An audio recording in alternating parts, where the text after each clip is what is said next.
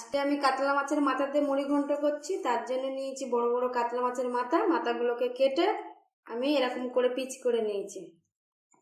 আর এর সাথে নিয়েছি আলু, 4টে আলুগুলোকে ছাড়িয়ে ধুয়ে এগুলোকে ডুমু ডুমু করে কেটে নিয়েছি। আর নিয়েছি 4টে বড় বড় পেঁয়াজগুলোকে কুচি কুচি করে কেটে নিয়েছি।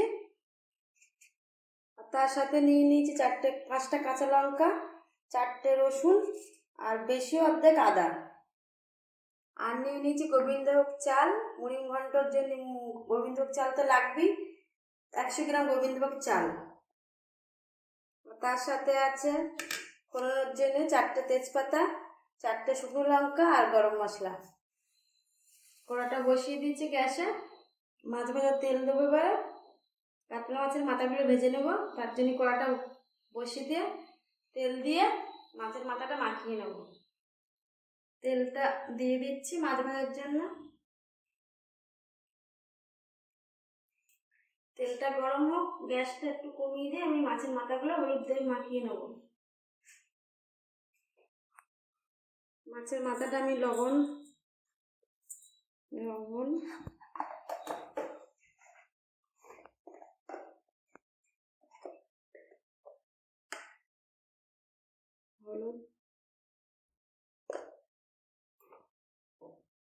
হলুদ দিয়ে এটাকে আমি মাখিয়ে নিচ্ছি। মাছের মাথাগুলোকে কেটে এরকম করে ছোট ছোট পিস করে নিতে হবে, কেন মুড়ি ঘন্ট ঘেটে যাবে। একটু সাইজ একটু বড় রাখতে হবে।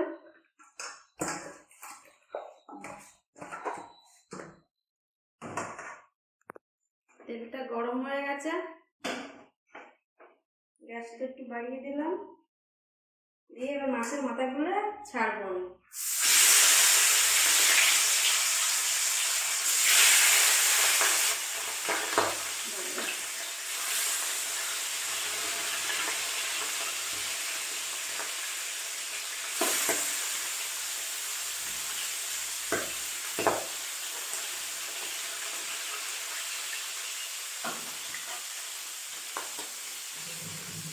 এবার এটাকে গ্যাসটাকে বাড়িয়ে দিলাম, দিয়ে মাছগুলো হবে আস্তে আস্তে।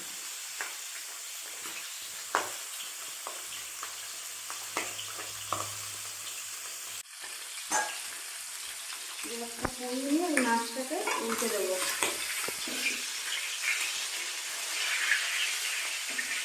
মাছের মাথাটা একটু ভালো করে ভাজতে হবে, যে কোনো গন্ধ না থাকে।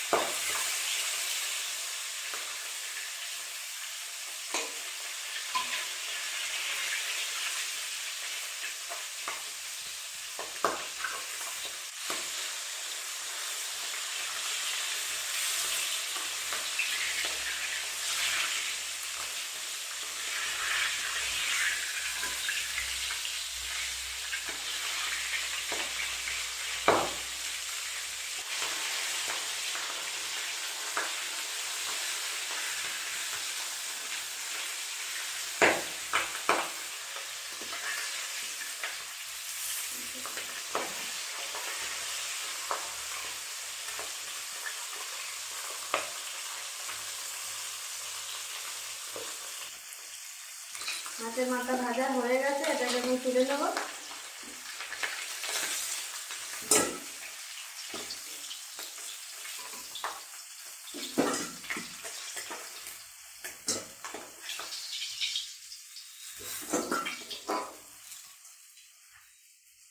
তুলে নিলাম।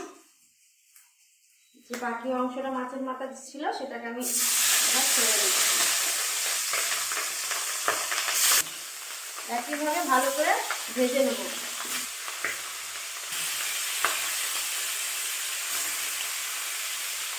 যে মাছের মাথাটা দিয়েছিলাম সেটা আগের মতো এরকমই ভেজে নিলাম। নিয়ে এবার এটাকে আমি লাগিয়ে নিচ্ছি।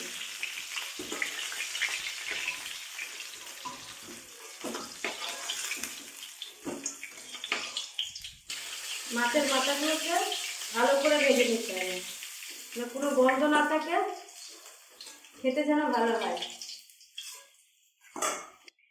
যে চালটা আমি নিয়েছিলাম ওই চালটা আমি 10 মিনিটের জন্য ভিজিয়ে রাখবো।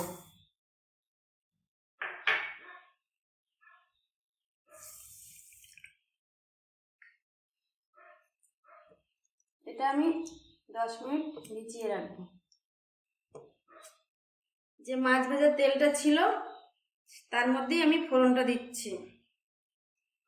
শুকনো লঙ্কা, তেজপাতা আর গোটা গরম মশলা। এটার থেকে সামান্য নাড়াচাড়া করে আমি আলুগুলোকে ঢেলে দিচ্ছি।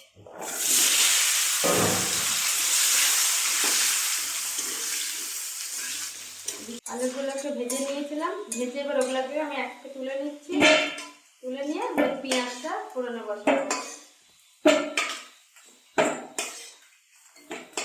এই তেলেই বসাবো, কারণ আমি এই তেল মাছ ভাজার তেল, এতে আর তেল লাগবে না। এই যে পেঁয়াজগুলোকে দিয়ে দিলাম, দিয়ে পেঁয়াজগুলোকে ভাজবো। তা ভাজা বসিয়ে আমি শিলেটা আদা, রসুন, কাঁচা লঙ্কা এগুলোকে পিষে নেব।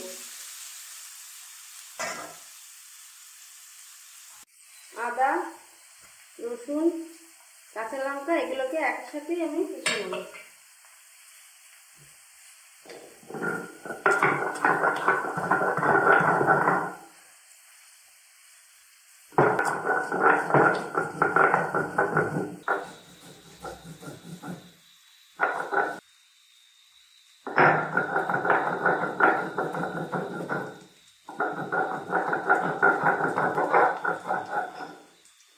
বাটা হয়ে গেল আদা রসুন বাটা। এটাকে এবারে আমি পেঁয়াজ ভাজায় দিয়ে দেবো।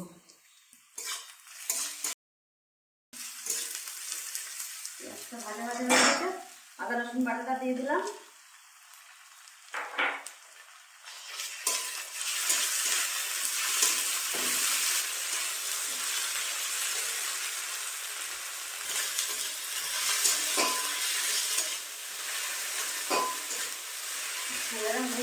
ভেজে রাখা আলুগুলোকে দিয়ে দিলাম, দিয়ে এটাকে কষবো। এবার আমি দেবো লবণ, হলুদ।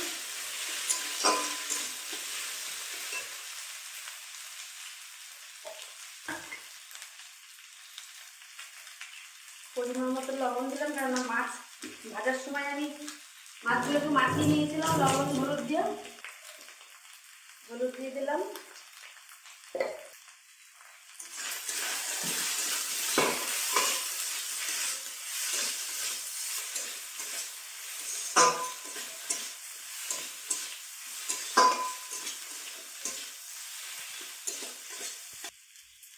জিরে আর ধনে বাটা।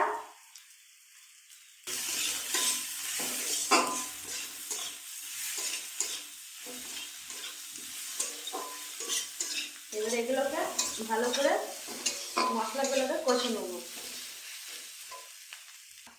তার সাথে দিয়ে দিলাম কাশ্মীরি লঙ্কা গুঁড়ো, একটু রং হওয়ার জন্য।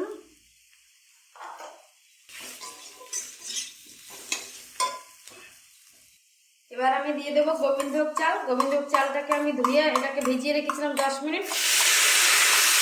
চালটাকে দিয়ে দিলাম, দিয়ে চাল আলু মশলা দিয়ে একসাথে কষবো।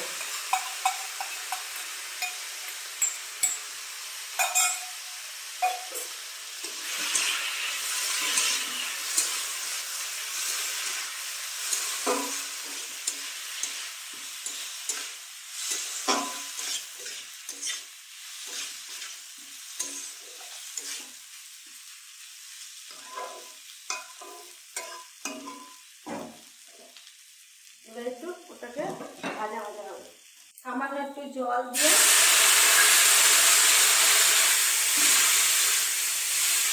মাথাগুলো আমি দিয়ে দেবো।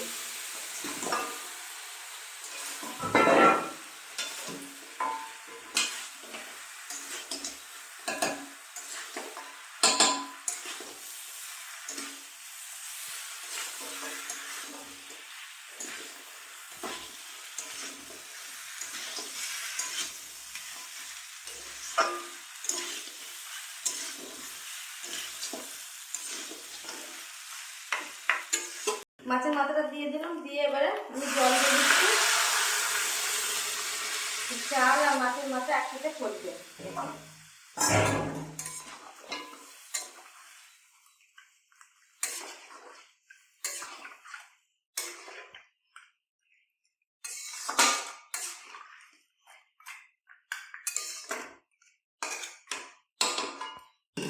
এবারে এটাকে আমি চাপা দিয়ে রাখবো।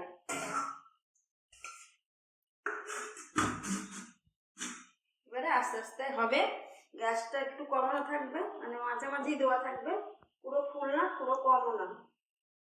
এটা আমি ঢাকা দিয়ে দিয়েছিলাম, এবার খুলে দেখি কি অবস্থায় আছে।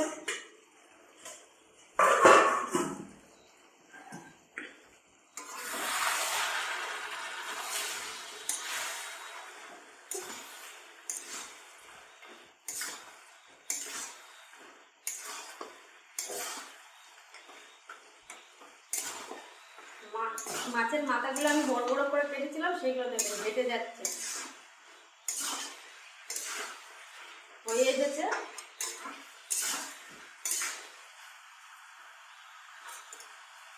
আলু হয়ে গেছে, চালটা আর একটু হবে। এবার দিয়ে দেবো আমি চিনি, চিনি দিয়ে দিলাম।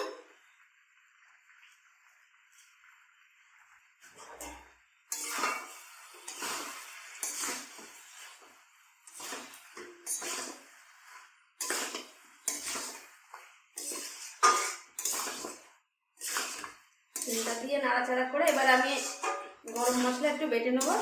লবণের আগে একটু গরম মশলা, আপনারা চাইলে ঘিও দিতে পারেন।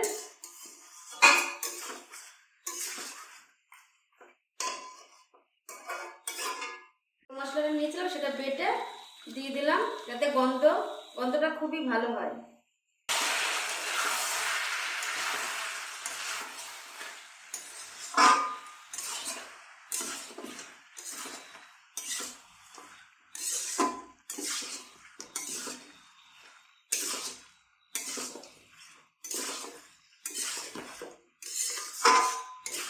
চালটা নরম হয়ে গেছে, এবার আমি এটাকে একবার চেক করে নেব নুন ঝাল মিষ্টি সব কিছু ঠিক আছে কিনা।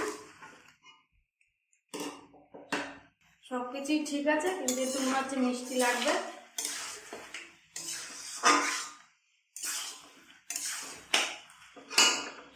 সামান্য একটু মিষ্টি ফেলে দেবো, মিষ্টিটা একটু কম হয়ে গেছিলো, আর একবার আমি দিয়ে দিলাম।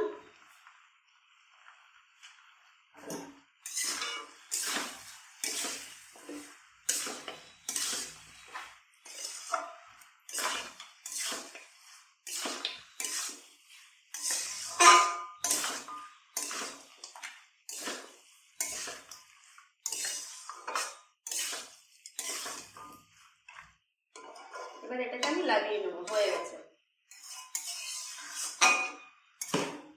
রান্নাটা কেমন হয়েছে অবশ্যই কমেন্ট বক্সে জানিয়ে যাবেন।